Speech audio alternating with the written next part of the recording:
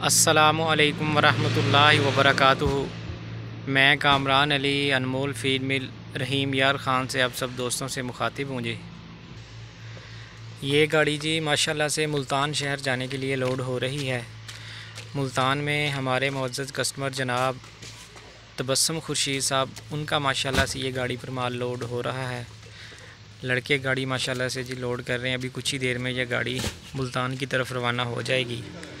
हमारे यहाँ इधर फीड मिल में अल्हम्दुलिल्लाह से जी 8 इक़साम की फ़ीड तैयार की जाती है।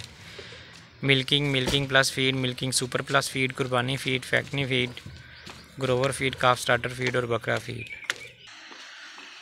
और ये तमाम फ़ीड जी अल्हम्दुलिल्लाह से साफ़ सुथरी और मयारी अशिया से तैयार की जाती हैं ताकि जानवरों की सेहत में बेहतरी आ सके।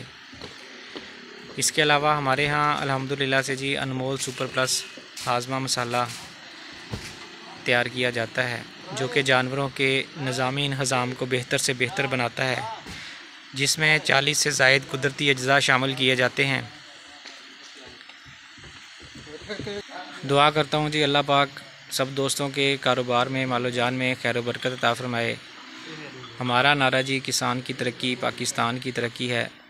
दुआओं में याद रखिएगा जी। अल्लाह हाफ़िज़।